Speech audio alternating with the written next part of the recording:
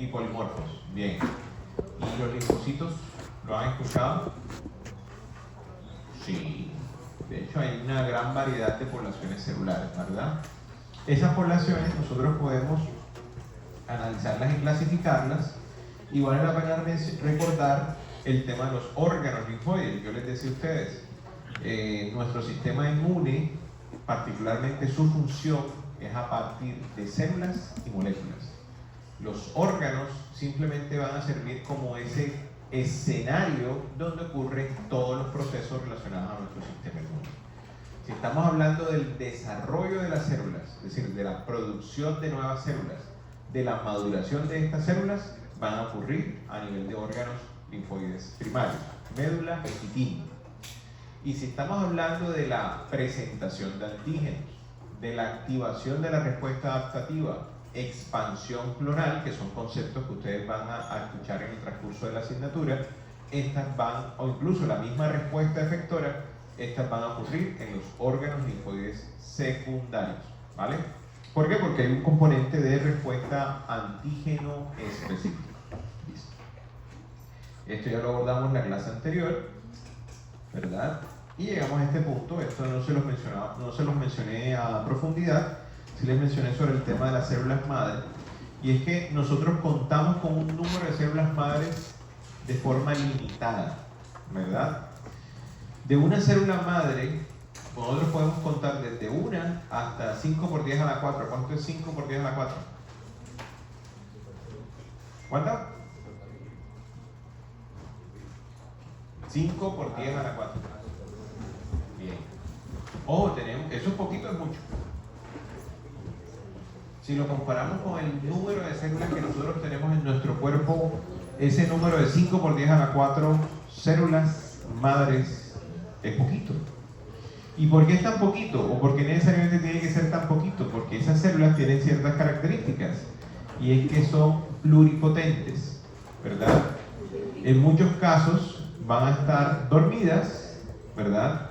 Pero cuando reciben un estímulo adecuado, ellas pueden proliferar y diferenciarse en las diferentes poblaciones que necesitamos, ¿ok? Eso quiere decir que pueden entrar en un estado de quiescencia, es decir, una fase G0 de la división celular, ¿verdad? Y además, al momento de proliferar, se autorrenuevan. Lo que quiere decir que en el transcurso de la vida se siguen manteniendo vivas, ¿vale? Esa es una forma. Sin embargo, a medida que nosotros vamos creciendo y vamos envejeciendo, ¿qué creen ustedes que pasa con el número de células madres presentes en médula? Disminuye, y eso impacta negativamente en los procesos de cicatrización, de regeneración tisular, incluso en la respuesta inmune. En otras palabras, durante las primeras etapas de la vida, una vez que nuestro sistema inmune se ha desarrollado, es decir, 6, 7 años de vida, hasta más o menos 50 años, nosotros tenemos un sistema inmune 1A, ¿verdad? Trabajando al 100%, sobre todo en las primeras etapas, en las primeras décadas. A medida que nosotros vamos envejeciendo, nuestro sistema inmune comienza a colapsar. ¿Colapsa por qué? Porque ya no voy a responder de la misma manera a los procesos infecciosos. Ya no voy a producir el mismo número de células que necesito para defenderme frente a ese proceso, o en su efecto estos van perdiendo, se van cansando, ¿verdad? Eso es lo que se llama agotamiento celular o agotamiento inmunológico. Con algunos textos lo mencionan así. Me voy cansando. Lo que significa que a mayor edad, mayor propensión a procesos infecciosos oportunistas, ¿vale? De ahí surge entonces el precursor mieloide eritroide común, de donde se parten los rojos, ¿verdad? Partimos los granulocitos, monocitos, y tenemos el progenitor linfoide común, de donde sale el linfocito B, T y NK. ¿Okay? Miren que ya ahí les estoy mostrando, les estoy indicando diferentes poblaciones de nuestro sistema. Obviamente el proceso de hematopoiesis, y esto ustedes ya lo han mencionado en clases anteriores, pero al punto que quiero llegar es esto. Enfóquense en la barra amarilla, la roja y la verde. La amarilla representa médula, roja sangre y verde tejidos, lo que significa que todo el componente linfoide, si ustedes analizan, de donde voy a tener linfocitos T o B van a estar presentes en médula hasta una versión pro o pre, dependiendo. Es decir, son estadios previos a una célula madura. Cuando me refiero a una célula madura, es una célula funcional, ¿ok? Ese precursor del linfocito T o precursor del linfocito B no es funcional, no se considera maduro, por lo tanto, no sirve. Y es curioso porque durante el desarrollo vamos a encontrar que millones y millones de linfocitos T o B se producen a nivel de médula, pero un pequeño porcentaje es el que logra su maduración. Y ustedes ya lo verán más adelante cuando hablemos de linfocito T o linfocito B en clase PAC. Salen a la periferia. En el caso del B, él madura en la médula, pero su último proceso, por decirlo así, algunos, no todos, lo hacen en la periferia, preferiblemente en los vasos, ¿vale? Ahí hacen un cambio de clase, un cambio de, por decirlo así, un cambio de anticuerpo de superficie, lo que nos permite tener un linfocito B que expresa IgM y un linfocito B que expresa IgD. Ya eso ustedes lo verán en la clase del linfocito B. Para el caso del T, ya sabemos que se produce en médula y madura ¿dónde? En el timo. Bien. En el caso del natural killer, el natural killer prácticamente ya él tiene maduro desde médula, sale a la circulación y está listo para trabajar. ¿Okay? De este mismo linaje, y ahí ya la literatura ha aumentado, tenemos un tipo de célula dendrítica. ¿Okay? Ese tipo de célula dendrítica participa en ciertos procesos de selección. Por ejemplo, cuando ustedes vean selección positiva y negativa, ellas pueden hacer parte de esos procesos, ¿vale? Muy diferente a la célula dendrítica mielocítica o mieloide, que es la que normalmente encontramos en piel y mucosas, ¿vale? ¿Por qué? Porque proviene, al igual que el macrófago, de lo que nosotros conocemos como monocito, ¿vale? Nos vamos ahora para el linaje mieloide. Si nosotros analizamos, todo esto ocurre en médula. ¿Qué sale a la sangre? La célula madura. ¿Qué quiere decir? De los granulocitos, ¿verdad? De los monocitos, no necesito maduración. Ya son células listas para trabajar. Por eso gran parte de estas células hacen parte del sistema o mecanismos innatos. ¿Por qué? Salen a la circulación inmediatamente para funcionar, ¿vale? A excepción del monocito, porque si nosotros tomamos una muestra de sangre y hacemos un extendido de sangre periférica, morfológicamente lo que estamos viendo es una célula, obviamente redondita, con un núcleo relativamente amplio, no completamente circular, y lo consideramos como un monocito. Eso terminará siendo un macrófago o una dendrítica, pero no lo sabemos hasta cuando ya entra al tejido. ¿Y de qué depende? Depende de lo que se necesite en este tejido, ya sea piel o sea mucosa, ¿vale? Entonces, si nosotros estamos analizando en sangre, lo máximo que voy a poder diferenciar es monocito. Algunos marcadores me van a poder decir, mira, este es un monocito que tiene pinta de macrófago circulante, pero hasta ahí no puedo asegurar que es una dendrítica o que sea un macrófago como tal, ¿vale? Recuerden, si tienen preguntas, me levantan la mano, me interrumpen. ¿Por qué es importante, uno, entender las células y entender también o conocer los niveles que se consideran normales o aceptables?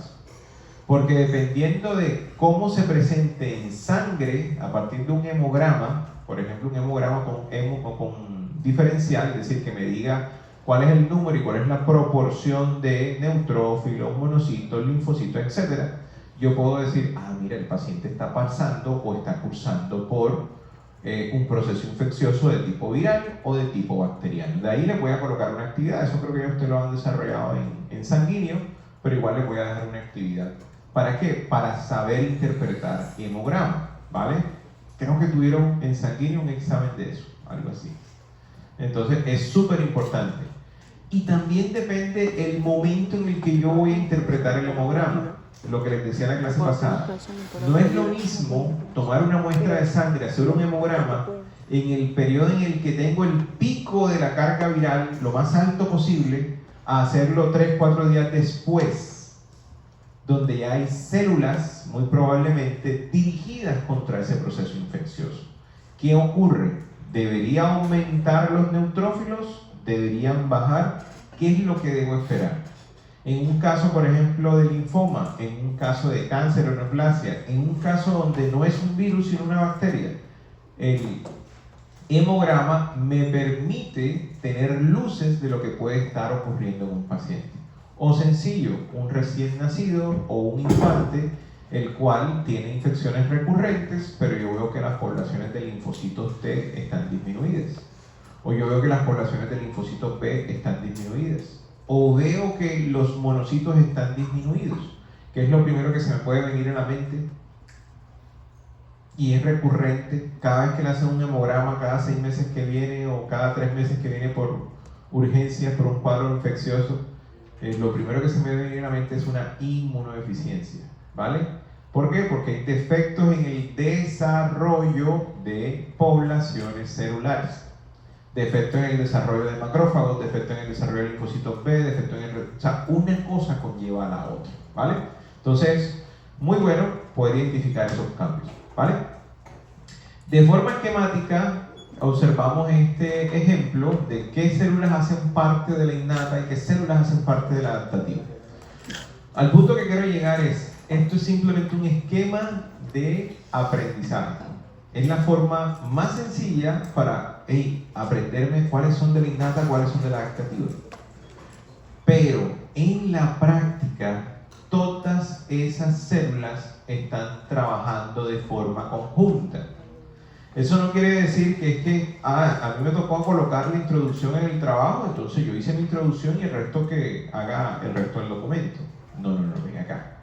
Es que la primera que identifica es la dendrítica, pero ella no solo identifica, sino que va y le presenta el linfocito T, algo que se llama presentación de antígeno. Bien, perfecto. Pero luego ese linfocito T se activa, regresa al sitio donde ocurre el proceso infeccioso y le dice a los monocitos, hey, necesito que se conviertan en macrófagos, porque hay un agente patógeno y necesito que fagociten. Si nosotros analizamos las respuestas celular y humoral, que ustedes van a ver más adelante, la respuesta efectora, los elementos o mecanismos de la respuesta adaptativa usan estas mismas células de la innata para hacer más compleja la respuesta. Entonces, yo debería encasillar que la dendrítica, los neutrófilos o sinófilos son exclusivos de la respuesta innata. No. Son células que participan inmediatamente, pero luego, cuando se activa la adaptativa, vuelven a participar y de forma más eficiente. ¿Ok? ¿Estamos claros con eso? Listo. Esto ya lo mencionamos, vamos a entrar en detalle con esto y llegamos acá. Dime. Miércoles. ¿Qué última parte? Ok, en la respuesta efectora, al punto que quiero llegar es, las células de los mecanismos innatos actúan inicialmente durante esa respuesta innata, pero luego cuando se activa la respuesta efectora de la adaptativa, son nuevamente utilizadas para hacer más compleja la respuesta. ¿Vale? Bien.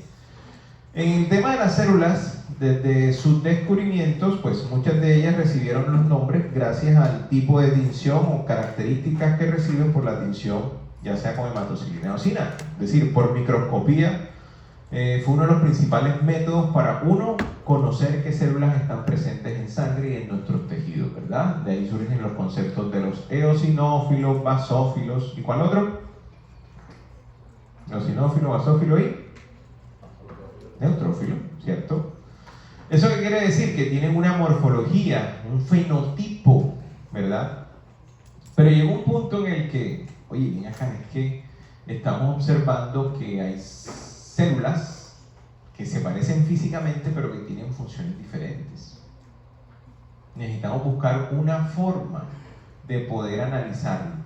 Y ahí surge más o menos, en la época del 70-80 del siglo pasado, ustedes no habían nacido todavía, esta tecnología, citometría de flujo. La citometría de flujo es una técnica que permite analizar célula a célula en función de los marcadores, ¿verdad? O estructuras que podemos considerar marcadores tienen en su superficie o presentan en su interior, ¿vale? Entonces, un aparato más o menos como este, ya han disminuido de tamaño, pero como este grande, donde yo coloco en una solución células, ¿verdad? Millones de células y las tiño. ¿Con qué las tiño? Con anticuerpos dirigidos contra proteínas que están en la membrana. Dependiendo de esas proteínas que expresan, yo puedo clasificarlas. Eso permitió, desde los años 70 hasta la actualidad, poder identificar subpoblaciones de células. Es hoy en día, y se han descubierto nuevas funciones de células descubiertas hace varias décadas, ¿vale? Cuando ustedes vean más adelante, por ejemplo, el concepto de linfocito TH1, TH2, TH17, ese TH surge gracias a esa tecnología que me permite a mí poder diferenciar, ¿vale? En ese orden de ideas, ya podemos tener una clasificación un poco más amplia de lo que serían las células leucocitarias, ¿okay? En primera instancia tenemos las células granulocíticas o granulocitos. Reciben ese nombre, ¿por qué? Porque contienen gránulos. Obviamente esos gránulos, muchos de ellos van a servir para la función misma de esa célula, ¿okay? Ya sea que sirvan para degradar lo que fagocitan o sirvan para expulsarlo, o sea, secretarlo y destruir a otras células o agentes patógenos. Dentro de ese grupo tenemos neutrófilos, basófilos, mastocitos y eosinófilos. Pero si yo me regreso un momento acá, y aquí están todas las células, ¿cuáles de ellas tienen gránulos también? Identifiquen las que tienen gránulos.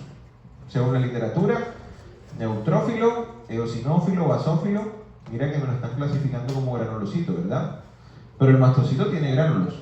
¿Lo considera como un granulocito? Sí. ¿Cuál más? La natural killer. La natural killer tiene gránulos y son muy útiles para su función, ¿verdad? Pero ¿por qué no entra dentro del grupo de granulocitos? Bueno, porque al momento de hacer la clasificación dijeron, hey, es que tiene, pero tiene muy poquitos. Entonces no la vamos a meter como granulocito, ¿vale? Es por eso. Quedó fuera de la clasificación de granulocitos. Varios se tiran en el examen por eso. Bien. ¿Qué otra característica? La forma del núcleo. El núcleo tiende a ser multilobulado para algunos casos, y dentro de las funciones que tienen estos gránulos es producir daño. Daño ya sea a lo que se fagocita o daño hacia el tejido u otras células que se encuentren infectadas, ¿vale? Por otro extremo tenemos los agranulocitos, es decir, aquellas células que no tienen gránulos. Dentro de ese conjunto tenemos a los linfocitos y monocitos, ¿verdad? Si los quiero clasificar como innato o adaptativo, en innatas tendríamos de monocitos, dendrítica y macrófago, y en adaptativa tendríamos linfocito B, T y natural killer. Miren que ahí se separa. Entonces mejor decidieron dejar natural killer, como es más de linaje linfoide, dejémosla ya con su familia y no nos compliquemos la vida, ¿vale? Entonces esa es una clasificación. Ahora, si lo clasificamos por línea celular, es decir, por linaje, lo que les mencionaba a un principio, el mieloide y el linfoide, ya eso lo hemos hablado, ¿verdad? Por linaje mieloide, estas son las células que participan en la primera oleada de respuesta frente a ese agente patógeno que está ingresando o frente a ese cuerpo extraño que está en nuestro cuerpo, ¿vale? Y en gran medida, estas células son las que contribuyen a la respuesta inflamatoria inicial, ¿verdad? Pero también, si estamos hablando de inflamación crónica, son las que contribuyen a mantener esa inflamación o proceso inflamatorio crónico, ¿vale? Dentro de este grupo tenemos el primero, neutrófilo, también conocido como... ¿Qué otro nombre recibe el neutrófilo? Polimorfo nuclear. Gracias a la forma que tiene su núcleo, ¿verdad?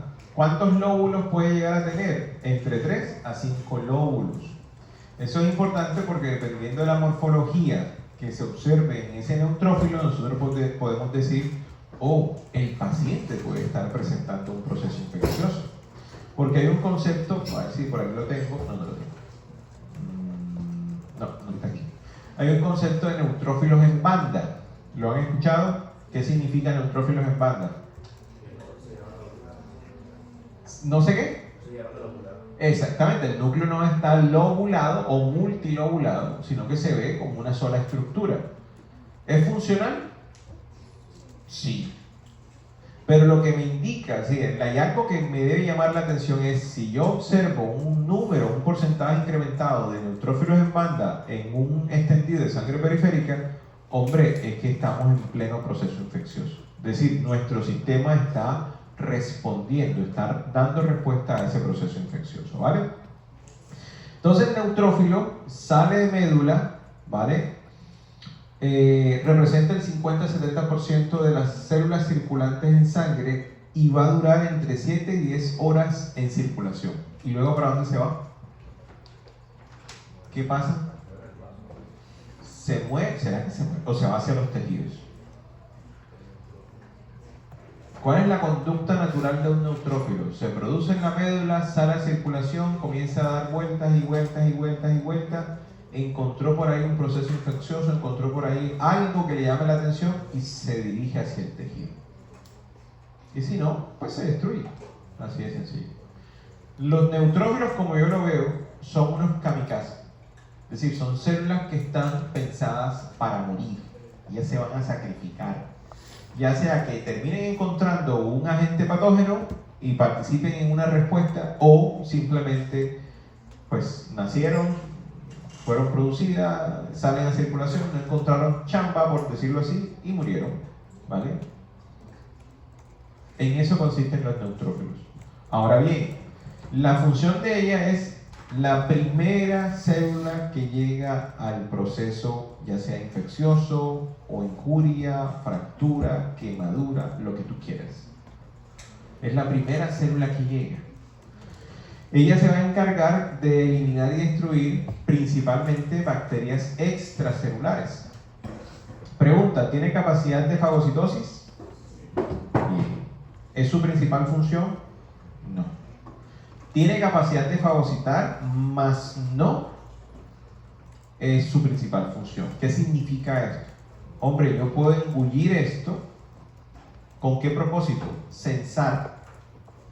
No voy a comerme la bacteria completa, voy a comer antígenos de esa bacteria, pero es para de alguna manera generar un estímulo y seguir produciendo elementos que sí van a permitir destruir tanto ese agente patógeno como incluso tejido circundante, que ahí es donde entra el concepto de la netosis, ¿vale? Al activar la netosis, no solamente está eliminando bacterias o agentes patógenos, sino también tejido propio. Y a partir de ahí es que posteriormente se produce pus. Si ustedes toman una gota de pus y la ponen bajo el microscopio, la tiñen, vamos a encontrar no solamente restos de bacterias, sino también restos de millones y millones de neutrófilos que acaban de destruirse. Por lo tanto, su principal función es la degranulación. Él libera una serie de mediadores que no solamente van a estar dirigidos a destruir al agente patógeno, sino también a alertar al resto del sistema. Dentro de esos mediadores tenemos citoquinas inflamatorias o proinflamatorias, que las vamos a ver más adelante, ¿verdad? Y por lo tanto, el sistema o el organismo en general sabe que estamos frente a un proceso y tenemos que activar una respuesta inflamatoria como tal. ¿Preguntas, chicos? ¿Eosinófilo? ¿Tiene lóbulos? Sí, pero en menos cantidad. De hecho, tiene una tinción diferente al neutrófilo y al basófilo, ¿verdad? Este señor se encuentra en muy pequeña cantidad en sangre, entre el 1 y 3%. De hecho, el 1% ya se considera es suficiente. En otras palabras, debe estar baja. Su principal función tiene que ver con la respuesta contra parásitos tipo helmintos, ¿vale? ¿Tiene capacidad fagocítica? Sí, él libera más que todo. Podría fagocitar, pero prácticamente no lo hace. Él más bien libera sustancias. Él libera mediadores proinflamatorios, ¿vale? Y dentro de las sustancias que libera, Está, sí, está aquí, creo que sí, no sé, no me acuerdo. La MVP, sí está.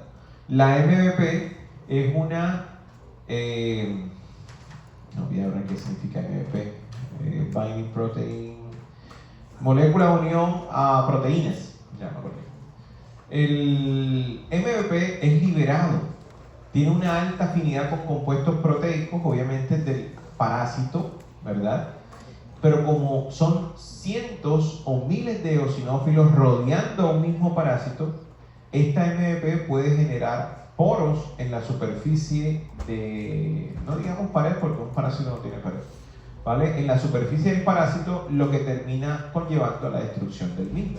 ¿Tú has visto las hormiguitas cuando se llevan la cucaracha o se llevan los restos del animal grande y va ahí, las hormiguitas todas llevando eso? Así funciona igual el eosinófilo, ¿vale? Otro papel importante que juega el eosinófilo, pero ese para mí no es su función desde el punto de vista evolutivo, es la participación en las alergias, en las reacciones alérgicas. Lo que sí se ha demostrado es que desde un punto de vista evolutivo es que la respuesta al mintos tiene un solapamiento con las reacciones alérgicas. Normalmente nosotros no deberíamos tener reacciones alérgicas, lo veremos en la clase de alergias. Sin embargo, si nosotros miramos de frente, la respuesta que se produce es muy similar a la que normalmente nuestro sistema monta frente a un parásito tipo el minto. Entonces, estas células son súper importantes. Desde el punto de vista clínico, porque es interesante conocerlas. Hombre, si te llega un niño y en el hemograma encontraste que los eosinófilos están aumentados, se me tienen que venir dos cosas a la mente. O vive en una zona endémica de parásitos, ¿vale? Puede ser en un área rural o puede que venga de un área urbana, pero que estuvo una temporada en área rural hace unas semanas y en estos momentos tenga una parasitosis intestinal, ¿vale? O la otra opción es preguntarle a papá o mamá si tiene antecedentes de alergias y muy posiblemente te vaya a decir que sí, ¿vale? Ojo, eosinófilos elevados no es un predictor de enfermedad alérgica, pero sí es un resultado que te permite analizar el tipo de respuesta que está mostrando el paciente, ¿vale? Entonces, en esas dos circunstancias vamos a encontrar eosinófilos elevados. Por ejemplo, un paciente con asma va a tender a tener eosinófilos elevados. Y el tipo de citoquinas que estas células producen, por ahí vayan anotándolo, son más de tipo perfil TH2. Se me olvidó decirles con el neutrófilo.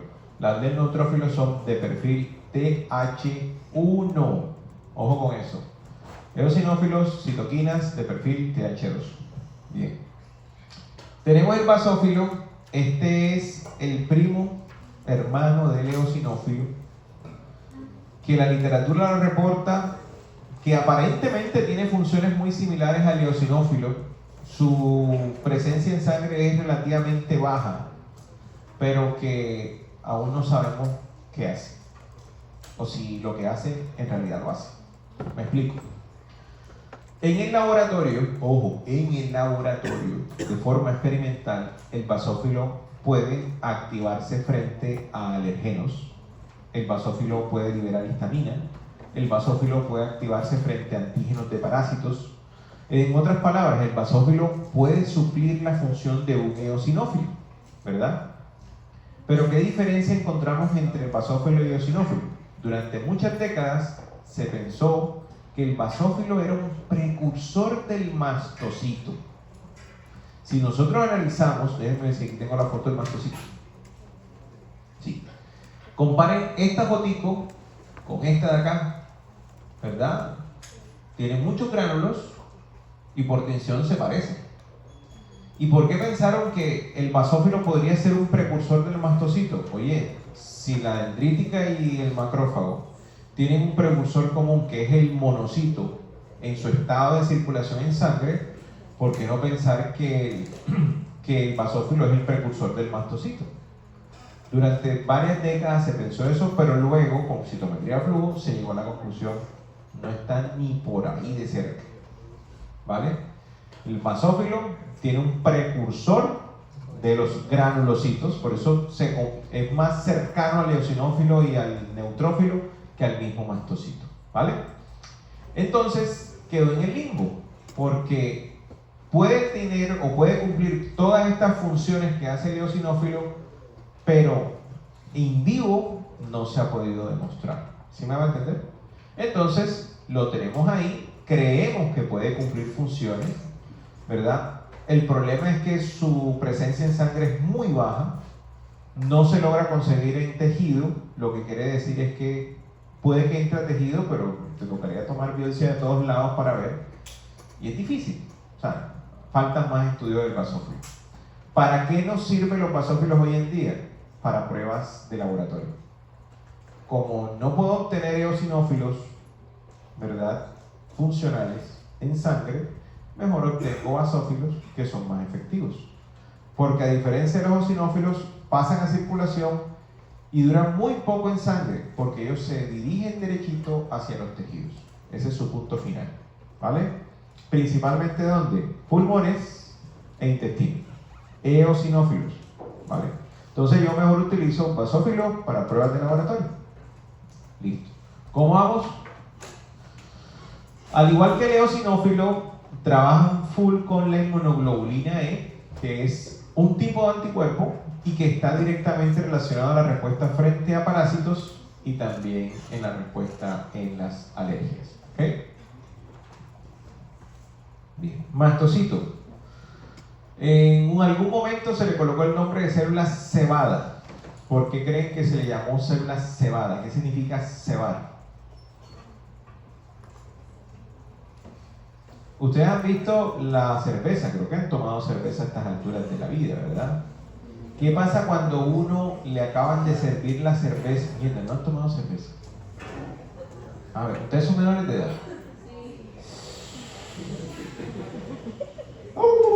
No dije nada. No dije nada. Pero en TikTok vemos el tipo en el pub ahí metiendo el vaso, ¿verdad? La birra y tal, sirviendo la cerveza. ¿Qué pasa con la cerveza? Libera gas carbónico y genera espuma, ¿verdad? Eso es cebar. Eso es cebar, ¿vale? Eso hace la célula. La célula, cuando está bajo observación, es estimulada y comienza a liberar mediadores. Y el mastocito tiene una particularidad: se activa con cualquier cosa, parece un fosforito. ¿Por qué? Porque tiene múltiples receptores, diferentes receptores. Eso significa que este señor me puede servir muy bien como una célula vigilante, una célula centinela, y como está ubicada estratégicamente en piel y mucosa, que son nuestras barreras físicas de defensa, ellas son las primeras que van a alertar, van a prender la alarma de nuestro sistema. Óyeme, entró en contacto un alergeno, se activa porque tiene anticuerpos de tipo E anclados en su superficie y van a liberar histamina, ¿vale? Por eso estornudaste, por eso tienes un eritema. Óyeme, estaba cocinando y no me di cuenta, ay, más o menos me quemé, pero hice esto, ¿cierto? Y me quedó una roncha. Claro, él está representando ahí, activando un proceso inflamatorio localizado. Es para prevenir un mayor daño, ¿vale? Por eso se considera como una célula centinela. Se cree que se desarrolló desde un punto de vista evolutivo para eso mismo, prevenir mayor daño a futuro, alertarte por cambios de presión, cambios de temperatura, ¿vale? A veces me preguntan, profe, ¿y por qué cuando uno sale del salón o sale y coge sol, estornudo? ¿Será que soy alérgico al sol? No existe la alergia al sol, es una fotosensibilidad, pero eso no tiene nada que ver, ¿vale? Pero hay situaciones donde, por ejemplo, el mastocito sí se activa.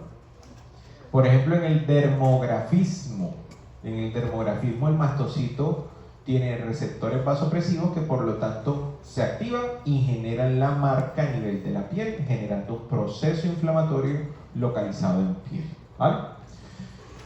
¿Qué tiene que ver con los parásitos? al igual que el eosinófilo, al igual que el basófilo, participa en la respuesta frente a parásitos. ¿Por qué? Porque como están en piel y mucosas, preferiblemente mucosas, obviamente son las primeras que se dan cuenta que hay parásitos en el intestino o que hay parásitos en los pulmones. Recordemos que hay parásitos que tienen su ciclo a través del tracto respiratorio, ¿vale? Como participan en la respuesta inicial de la respuesta inflamatoria, también participan en la cicatrización de heridas a nivel de piel y mucosa, proceso inflamatorio, y en el caso de los pacientes con alergias, también van a ser responsables de esas lesiones urticariales, de esas ronchas, de ese rash que aparece en piel, ¿verdad? ¿Por qué? Porque son las principales fuentes liberadoras de histamina. ¿Ok? Entonces esa es las principales funciones que tiene el mastocito. Listo. ¿Preguntas, chicos? ¿Inquietudes? Bien. Ese silencio de ustedes me preocupa abismalmente. Dime.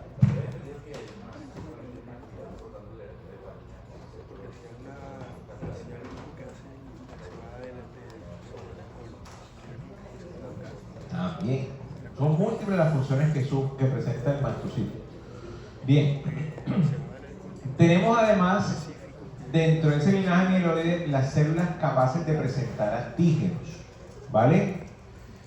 La presentación antigénica es un proceso supremamente importante para poder lograr activar la respuesta adaptativa. Si no hay presentación de antígenos, no hay respuesta adaptativa, y si no hay respuesta adaptativa, no hay memoria, lo que quiere decir no se genera inmunidad. ¿Estamos claros? Sí o sí debo generar presentación, debo generar activación del linfocito T, debo generar memoria para obtener inmunidad. ¿Y eso ocurre siempre? No. De todos los procesos infecciosos, de todas las exposiciones a las que nosotros podemos tener en nuestro curso vital, en nuestra vida, no todas conllevan a la activación de la respuesta adaptativa. Cuando veamos, bueno, la próxima clase es MHC. Ahí les explicaré que hay factores que influyen a que yo pueda generar una respuesta o a que definitivamente no genere ninguna respuesta y sea ese compañero que siempre anda con gripa, que siempre está enfermo, que nunca, ¿y tú cómo estás? Bien, pero ahí voy. ¿Vale? Eso me lo explica la genética, esa predisposición genética a ser un muy buen respondedor o a no ser buen respondedor. Y además la parte conductual, es decir, ¿será que mi papá y mi mamá me dejaron jugar con el barro, con la tierra, con el popó? ¿O siempre estuve en una burbujita ahí de cristal y no me dejaron hacer absolutamente nada? ¿Vale? Entonces, en ese orden de ideas, tenemos a las células presentadoras. Son aquellas células capaces de presentar, ¿verdad? Sin embargo, no todas son consideradas células presentadoras profesionales, es decir, las que en realidad van a cumplir todo esto que les mencioné, es decir, hasta llegar a la inmunidad. Ahí tenemos, por ejemplo, todas las células capaces de fagocitar. Ojo, todas las células capaces de fagocitar podrían de alguna forma presentar, pero no todas lo hacen. De estos, las más eficientes son macrófagos y neutrófilos, ¿vale? Los macrófagos, pues su principal función es comer, ¿verdad? Neutrófilo es la primera que llega, puede fagocitar, pero principalmente destruye mediante la degranulación. Pero ¿con qué propósito ellos quieren presentar si no son? O sea, si ustedes analicen el sistema es como un ejército.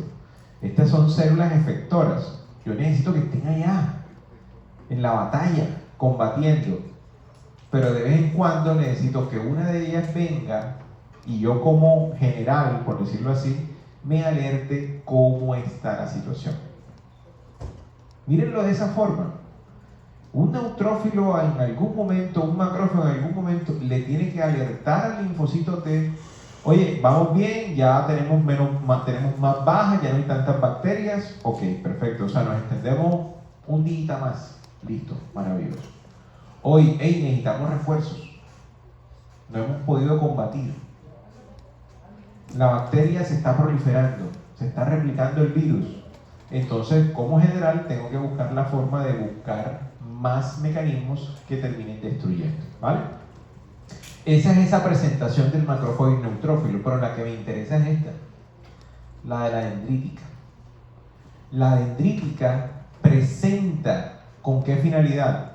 Que el linfocito al que le presente se active, coordine toda la respuesta y al final, obviamente se elimine el agente patógeno, se genere memoria y por lo tanto inmunidad. ¿Vale? ¿Y a quién me interesa activar? Miren esta palabrita de aquí. Ay, perdón. Vírgenes. En algunos libros lo van a encontrar como naïf. N-A-I-V-E-S. ¿Vale? Pero la I tiene dos punticos arriba. Naïf. El naïf viene de, bueno, la traducción sería virgen, inmaculado. Son linfocitos T o linfocitos B maduros, pero vírgenes. Es como cuando ustedes se gradúen. Tuvieron todo el entrenamiento, tuvieron toda la práctica, hicieron todas las rotaciones, ¿verdad? Pero ¿qué pasa? Siempre al lado hubo alguien con más experiencia que tú que te estaba guiando. Y en el fondo, como estudiante, ustedes dicen, bueno, discúlpeme la expresión, si la cago, el profe resuelve. ¿Cierto? Si la cago, el profe resuelve. Yo soy odontólogo, recuerdo cuando estudiaba con un compañero, hay una técnica de anestesia mandibular, uno utiliza una aguja larga, que son más o menos unos 2.5 a 3 centímetros de largo, y uno quiere hacer anestesia del nervio mandibular. Introduce por vía oral, ¿verdad? Y debe introducir, la técnica me dice, introduce entre 1.5 a 2 centímetros, no más.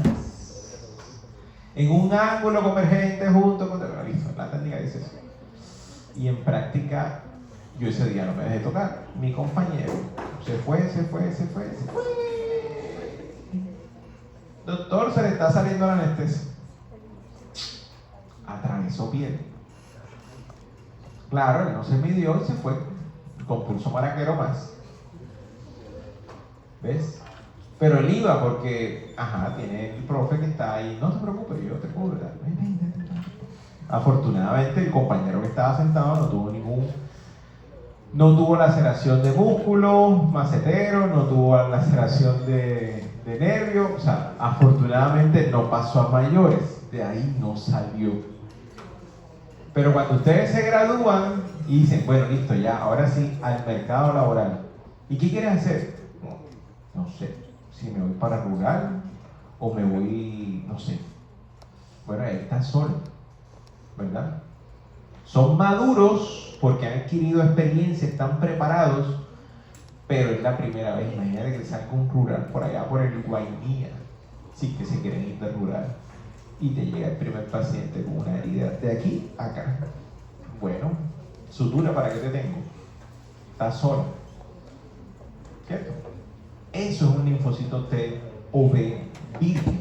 Maduros, preparados, pero nunca han entrado en contacto con un agente patógeno. Listo. Entonces, continuamos por acá. Monocitos. De los monocitos son los que nosotros observamos en sangre. De esos monocitos vamos a encontrar en la literatura lo que conocemos como monocitos inflamatorios y monocitos vigilantes, patrulleros, vigía. Los inflamatorios son esos monocitos que tienden a entrar a los tejidos y son los que van a dar respuesta inicialmente a esos agentes patógenos que se encuentran en el tejido. En otras palabras, si este es la piel, este es el epitelio y está sano, y yo soy un monocito que estoy circulante y me dijeron, hey, llégate ahí, yo llego. ¿Qué se necesita? ¿Hay patógenos? No. Ok. ¿Necesitaría un monocito inflamatorio? No. O sea, un macrófago como tal? No. lo más probable es que me termine diferenciando en una dendrítica, ¿vale? ¿Por qué? Porque necesito estar atento a la futura entrada de algún patógeno, ¿ok? Es muy diferente.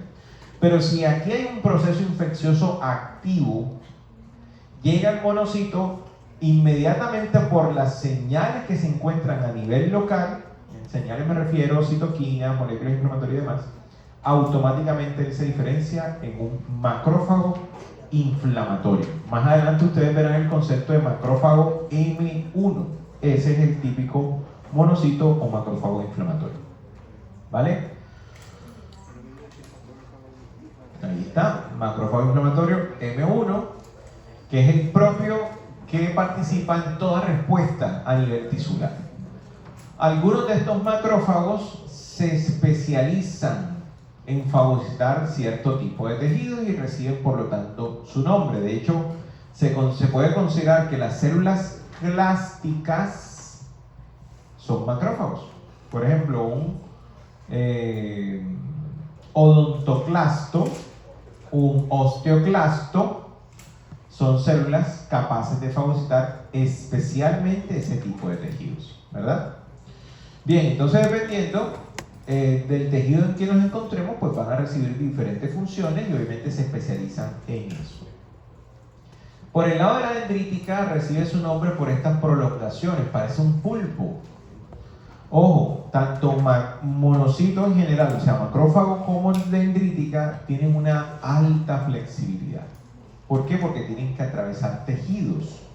Por lo tanto, en este caso las dendríticas son de gran utilidad para poder extenderse entre las células y poder censar. Ellas constantemente están agarrando cositas. Por ejemplo, a nivel de mucosa intestinal, ellas se encuentran dentro del epitelio intestinal, pero sus prolongaciones, sus dendritas, las sacan hacia la luz del intestino para capturar lo primero que encuentren por ahí, fagocitarlo, procesarlo y llevárselo al linfocito T más cercano, ya sea en el ganglio linfático más cercano, ¿vale? Esa es principalmente su función. Las dendríticas son consideradas células presentadoras de antígenos profesional. Dependiendo del tejido en que se encuentre, pueden recibir diferentes nombres, ¿vale? Listo. Pasamos al linaje linfoide. Acá tenemos al linfocito T, linfocito B y natural killer. En el caso de los linfocitos, en términos generales, vamos a encontrar un concepto que es el CD o cúmulo de diferenciación. ¿Se acuerdan cuando les hablaba del citómetro de flujo? Esa técnica que me permite a mí identificar célula por célula a partir de las proteínas que expresan. Bueno, a partir de esa tecnología se encontraron cientos, si no es más, moléculas expresadas en la superficie de una célula. Entonces, una forma de poder clasificarla es decir, hey, ven acá, vamos a clasificar, ya sabemos cómo están morfológicamente, ya las mencionamos, monocito, dendrítica, macrófago, linfocitos, linfocito T, B y natural killer. Bien, ¿qué moléculas presentan? Ah, mira, presentan CD4, CD8, CD3, CD45, CD66, CD11, CD11C, CD11B, CD67, CD27, CD... Y bien, acá son muchos. Entonces clasifiquémoslos. Le pusieron un numerito y le colocaron el CD. Por eso ustedes van a encontrar en los libros y en las revisiones el linfocito CD o neutrófilo CD69. Y tú dices, ¿esto qué es? Simplemente son marcadores de superficie o intracelulares que les va a permitir poderlo clasificar, ¿vale? Solamente es por eso. Sobre todo porque, lo vamos a hablar, miren, CD2, CD3, CD4 y así una gran cantidad. Eso permite clasificar a las células. Pasamos al linfocito T. Este es nuestro protagonista. Es el protagonista de todo. Al final, la dendrítica va a presentar antígenos ¿a dónde? Al T. Macrófago y neutrófilo, ¿a dónde van a presentar antígenos? Al T. O sea que T representa la respuesta adaptativa. ¿Y qué pasa con B? Hombre, ustedes vieron Batman, ¿verdad? Bueno, T es Batman. ¿Y B quién sería? Robin. Robin, en este caso B, es el ayudante de Batman. Tú no vas a producir anticuerpos si no tienes un T que te mande la orden. Tú no vas a producir respuesta humoral sin que tengas una respuesta celular de base específica. Tú no vas a tener una inmunidad sin que tengas un linfocito T que esté coordinando toda la respuesta. En ese orden de ideas, los linfocitos T, además, se clasifican en dos tipos: el CD4 y el CD8. Por eso le hice el comentario ahorita del CD. ¿Qué significa eso? El CD4 es un linfocito T que, desde el punto de vista funcional, es cooperador, ayudador. Y en inglés le llaman helper. Por eso es T, del linfocito T, H. Cuando ustedes lean un TH, este es un linfocito TCD4, ¿vale? Y ¿eso en qué me va a ayudar? Bueno, ese es el que coordina toda la respuesta. ¿Es efector? No, no es efector, porque es una célula que está pensada para coordinar, para dirigir, para liderar. No es una célula efector. O sea, el linfocito T por sí mismo, el TDC4, no va a eliminar ningún agente patógeno. Él va a utilizar y coordinar al resto de células para poder hacerlo. ¿Qué pasa con el CD8? El CD8, en cambio, sí es una célula efectora. Se considera un citotóxico, porque es una célula capaz de reconocer células infectadas y destruirlas directamente. De hecho, la función del CD8 es muy similar a la del Natural Killer. La diferencia es que el Natural Killer es como el sicario y el CD8 es como Hitman o un asesino suelto, ¿vale? Es más sofisticado, es más especializado. Espero que me hayan entendido la analogía. Ahora, ¿cómo se presentan? Siempre vamos a tener esta proporción, 2:1. Tenemos el doble de linfocitos TCD4 versus CD8. Y más adelante, cuando ustedes vean activación y diferenciación, vamos a encontrar que de los CD4 se diferencian en subpoblaciones especializadas a si tengo un virus, si tengo una bacteria, si tengo un hongo, o cómo regulo la inflamación. ¿Okay? Ahí es donde entra el concepto de perfiles TH1, recuerden, T helper 1, TH2, TH17 y T regulador. Robin, ¿qué pasa con Robin? Robin se caracteriza porque produce anticuerpos, ¿vale? Pero él, así como ustedes lo ven, solamente produce anticuerpos de superficie. Los anticuerpos de superficie son los que se llaman BCR o receptor de célula B. Esos anticuerpos solamente les va a servir para reconocer, para más nada, ¿vale? Pero cuando Robin se activa, se diferencia en algo que se llama célula plasmática. En otras palabras, se convierte en una fábrica productora de anticuerpos y va a producir millones de anticuerpos, de 1.5 a 3 por 10 a la 5 anticuerpos, ¿verdad? Un solo linfocito B, pero es que yo no solo tengo un B, tengo millones de B. ¿Y por qué producen tanto anticuerpo? Porque las células, o mejor dicho, nuestras células no tienen la misma capacidad de proliferación o replicación que una bacteria o que un virus.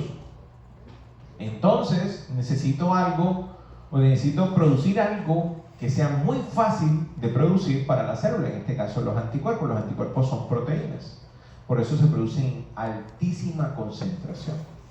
Y es tan eficiente que, como le decía en la clase pasada, la mamita puede dar de lactar al bebé o al recién nacido y suministrarle suficiente inmunidad para protegerlo.